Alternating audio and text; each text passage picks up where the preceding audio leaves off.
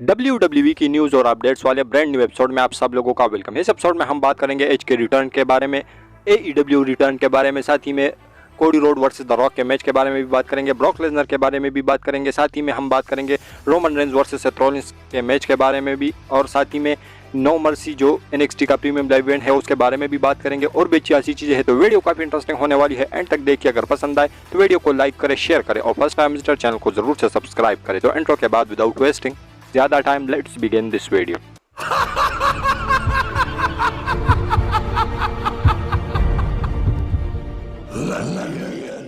तो कल मैं वीडियो नहीं डाल पाया कुछ रीज़न की वजह से, लेकिन आज इस वीडियो के अंदर पूरा मसाला है। कल का जो अपडेट्स थे और आज के जितने भी आए हैं नए, तो वो सारे मैं आप लोगों को दूंगा, तो एंड तक वीडियो के साथ चिपके रहना। तो सबसे पहले बात करते हैं NXT की no mercy premium live event के। तो कल NXT का जो no mercy premium live event है वो हुआ था, और जो कि काफ़ी मस्त और काफ़ी मज़ेदार रहा, जिसमें बड़ी बड़ी चीज़ें हुई। सबसे पहले जो चीज़ हुई उसके अंदर जो डोमिनिक है उन्होंने अपनी नॉर्थ अमेरिकन चैंपियनशिप हार ली अगेंस्ट ट्रिक विलियम्स, क्योंकि जो मुस्तफ़ा अली थे उसके साथ उसका मैच होने वाला था, लेकिन मुस्तफ़ा अली तो अब उसको रिलीज़ कर दिया गया, तो इसलिए रिप्लेसमेंट के तौर पर ट्रिक विलियम्स आए थे और उन्होंने इस मैच के अंदर नॉर्थ अमेरिकन चैंपियनशिप जीत ली डोमिनिक से। और साथ ही में जो दूसरी बड़ी चीज़ हुई है शो के ऊपर वो था ब्रॉन ब्रेकर और बैरन कॉर्बिन का मैच। यहाँ पर बैरन कॉर्बिन जीत गए आउटसाइड इंटरफेरेंस की वजह से। साथ ही में जो कार्मेलो हेस है उन्होंने अपना जो चैम्पियनशिप है वो भी हारा।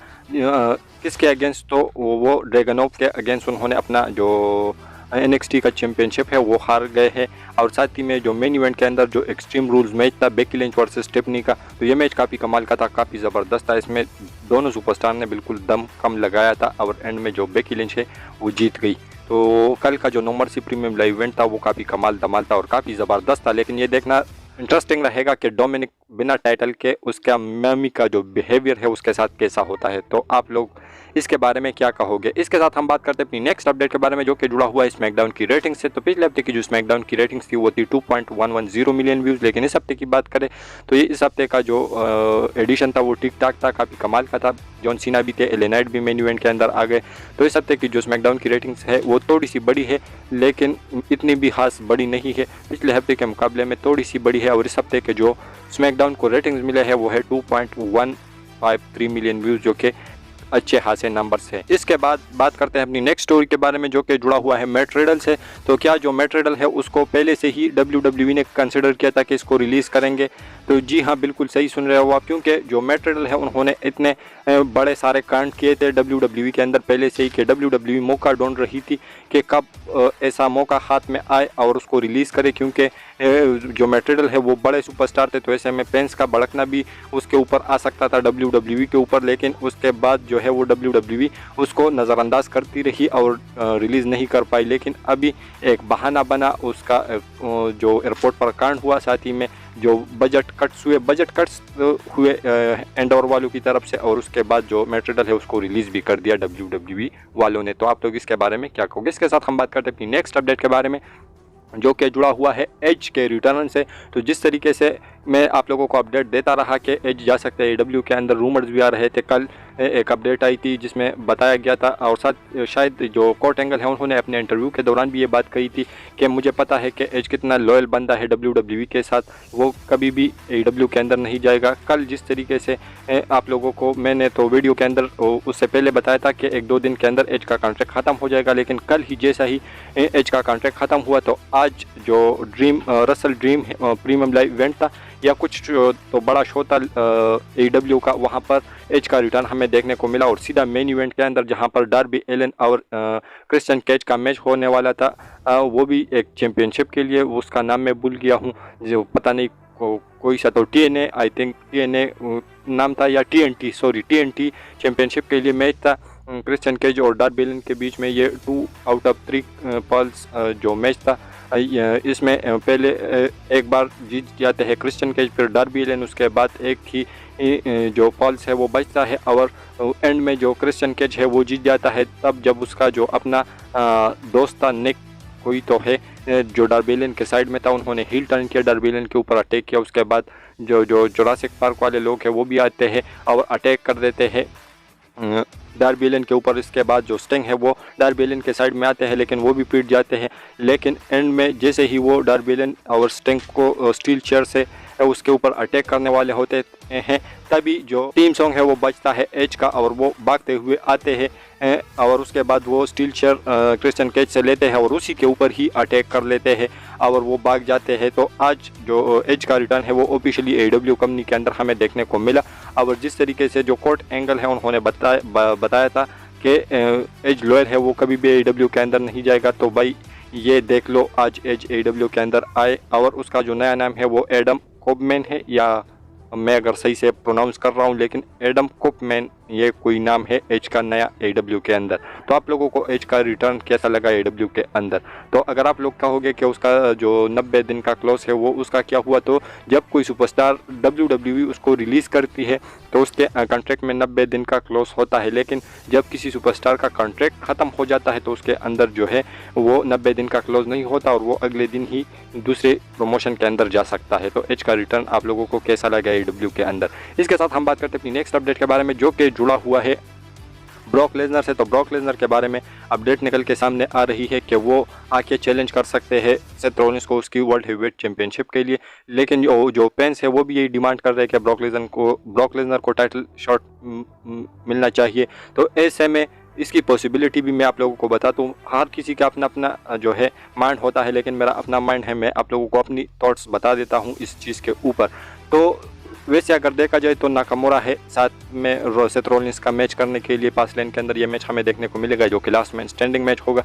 तो ऐसे में इस मैच के अंदर पॉसिबिलिटी है कि नाकामुरा जीत सकते हैं, लेकिन मुझे नहीं लगता कि यहाँ पर सेथ रॉलिंस अपनी टाइटल हारने वाली। जिस तरीके से वो लगातार से रोमन रेंस को कॉल आउट कर रहे हैं, साथ ही में रोमन रेंस के ऊपर शॉट्स ले रहे हैं, तो ऐसे में WWE चैंपियन वर्सेस चैंपियन करवाएगी ज़रूर सर्वाइवर सीरीज़ में। और ये शील्ड ब्रदर्स का जो मैच है वो हमें देखने को मिलेगा, ये कमाल की प्यूट होगी। तो ऐसे में अगर सर्वाइवर सीरीज़ के अंदर जो सेथ रॉलिंस है वो जाते हैं चैंपियन के तौर पर, तो ऐसे में उसका बैक का तो इशू है। तो ऐसे में बहुत ज़्यादा अच्छा सिनेरियो बनेगा जब ब्रॉक लेसनर रिटर्न करेंगे जनवरी के मंथ में और उसके बाद रॉयल रंबल के लिए सेथ रॉलिंस के साथ फ्यूड करेंगे और रॉयल रंबल के अंदर वो जीत भी जाए सेथ रॉलिंस से वर्ल्ड हेवीवेट चैंपियनशिप और साथ ही में गुंतर रॉयल रंबल में जीत जाए। तो ऐसे में ये जो मैच है ये हमें रेसलमेनिया के अंदर देखने को मिलेगा ब्रॉक लेसनर वर्सेस गुंतर का। लेकिन वहाँ पर अगर ब्रॉक लेसनर के साथ वर्ल्ड हेवीवेट चैंपियनशिप होगी और जिसके लिए वो चैलेंज करे ब्रॉक लेसनर को गुंतर, जो कि रॉयल रंबल उन्होंने जीता होगा, तो ऐसे में एक टाइटल मैच होगा और यहाँ पर गुंतर को विक्ट्री मिलेगी, वो बनेंगे नए चैंपियन। जिस तरीके से उसके बारे में अपडेट्स आ रही है कि उसको एक मेन इवेंटर के तौर पर जो है बुक करवाएगी और WWE, और साथ ही में उसको लेकर काफ़ी ज़्यादा बड़े प्लान्स भी है। और साथ ही में आप लोगों को ये भी बताता चलूँ कि जो ब्रॉक लेसनर है वो करंट में एक बेबी फेस है, तो ऐसे में एक बेबी फेस और साथ ही में दूसरा जो गुंतर है वो टॉप हील है, तो इन दोनों का जो फ्यूड है उसमें काफ़ी ज़्यादा मज़ा आने वाला है। तो आप लोग इसके बारे में क्या कहोगे? इसके साथ हम बात करते हैं अपनी नेक्स्ट अपडेट के बारे में, जो कि जुड़ा हुआ है क्राउन ज्वेल के प्रीमियम लाइव इवेंट से। तो क्राउन ज्वेल के अंदर जो है बहुत सारे टॉप स्टार नहीं आने वाले अकॉर्डिंग टू अपडेट्स। तो ऐसे में मैं आप लोगों को बताता चलूँ कि उसी डेट को जो है US के अंदर जो WWE है वो एक सुपर शो करने वाली है और उसकी अगर WWE की ऑफिशियल वेबसाइट पर आप लोग जाओ तो उस शो के लिए WWE ने AJ स्टाइल्स, साथ ही में Sami Zayn, Kevin Owens, Gunther, Charlotte Flair और स्ट्रीट प्रॉफिट जैसे बड़े बड़े स्टार्स को जो है फीचर किया हुआ है। तो इसका मतलब यही है कि AJ स्टाइल भी नहीं जाने वाले सऊदी अरेबिया के अंदर या WWE, ये सिर्फ फैंस के पॉपट बनाने के लिए। लेकिन मुझे नहीं लगता कि ऐसा होगा, क्योंकि अगर ऐसा होगा तो फिर जो रूमर्स आ रहे थे Roman Reigns versus AJ style के मैच के वो नहीं होने वाला। तो आप लोग इसके बारे में क्या कहोगे? लेकिन ये अपडेट आई थी कि क्राउन ज्वेल के अंदर बहुत सारे मेजर जो स्टार्स हैं वो नहीं जाने वाले। तो आप लोग इसके बारे में क्या कहोगे? इसके साथ हम बात करते हैं अपनी नेक्स्ट अपडेट के बारे में, जो कि जुड़ा हुआ है Roman Reigns versus Seth Rollins के मैच से। तो Roman Reigns versus Seth Rollins का जो मैच है वो जिस तरीके से मैंने आप लोगों को लास्ट अपडेट में बताया कि Roman Reigns versus Seth Rollins का मैच पॉसिबल है। क्यों? क्योंकि सेथ रॉलिंस लास्ट जो स्मैकडाउन हुआ उसके बाद उन्होंने ऑफियर में एक मैच भी रेसल किया गुंतर के साथ। उसके बाद वो माइक पर आते हैं और कहते हैं कि जो यूनिवर्सल चैंपियन है वो यहाँ पर है नहीं। उसको बार बार हर इंटरव्यू के दौरान, हर मैच के बाद जहाँ पर भी उसका प्रोमो होता है तो रोमन रेंस के ऊपर शॉट लेते रहते हैं। तो ऐसे में अगर WWE का कुछ प्लान नहीं होता Roman Reigns versus Seth Rollins का चैंपियन वर्सेस चैंपियन करवाने का ब्रांड सुपरमेसी के लिए, तो फिर सेथ रॉलिंस का इस बातों का कोई सेंस नहीं बनता। लेकिन अगर WWE का प्लान्स है और मुझे लगता है कि प्लान्स होंगे, तो इसलिए सेथ रॉलिंस ये बातें कहते हैं, क्योंकि अगर नहीं होता तो फिर सेथ रॉलिंस रोमन रेंस को ज़्यादा उसके ऊपर शॉट्स नहीं लेते। तो अगर WWE के प्लान्स है सर्वाइवर सीरीज़ में इन दोनों का मैच करवाने का, तो ये मैच हमें डेफिनेटली क्राउन ज्वेल के अंदर सर्वाइवर सीरीज़ के अंदर देखने को मिलेगा। Roman Reigns versus Seth Rollins, एक तरफ अनडिस्प्यूटेड WWE यूनिवर्सल चैंपियन, दूसरी तरफ वर्ल्ड हेवीवेट चैंपियन, और ये होगा ब्रांड सुपरमेसी के लिए। तो एक कमाल धमाल मैच होने वाला है अगर होगा तो, जो कि करंट के सिनेरियो को देखकर लग रहा है कि होगा। इसके बाद हम बात करते हैं इसकी लास्ट अपडेट के बारे में, जो कि जुड़ा हुआ है द रॉक वर्सेस कोडी रोड के मैच से। तो ये मैच क्या हो सकता है आने वाले टाइम में। तो जिस तरीके से अब तक Roman Reigns versus the rock के मैच के लाले पड़ रहे थे, लेकिन अब जो एक पिच निकल के सामने आ रही है वो ये आ रही है कि जो WWE है वो ये मैच भी करवा सकती है। तो किस रीज़न की वजह से, क्योंकि इस समय जो फैंस है वो यही डिमांड कर रहे हैं कि जो कोडी रोड है उसको मौका देना चाहिए। रॉक तो कभी भी आ सकता है, कभी भी उसको मौका मिल सकता है। तो ऐसे में जो फैंस है वो कुछ कहते हैं कि कोडी रोड वर्सेस रोमन करवाओ, जो कोडी के फैन है जो रोमन, और जो रॉक के फैन है वो कहते हैं कि रॉक वर्सेस रोमन करवा दो। तो ऐसे में WWE एक बीच का रास्ता निकाल सकती है, जो कि ये पिच निकल के सामने आई है।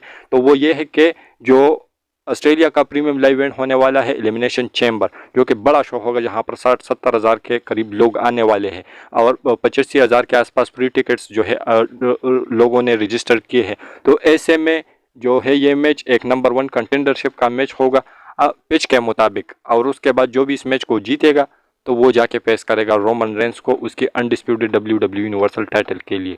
और उसके बाद यहाँ पर एक और भी चीज़ ऐड कर दी गई है कि इस मैच को जो भी जीतेगा वो मेन इवेंट करेगा रोमन रेंस के साथ नाइट 2 पर। और उसके बाद वहाँ पर जो है मनी इन द बैंक का जो है कुछ तड़का WWE को लगाना चाहिए।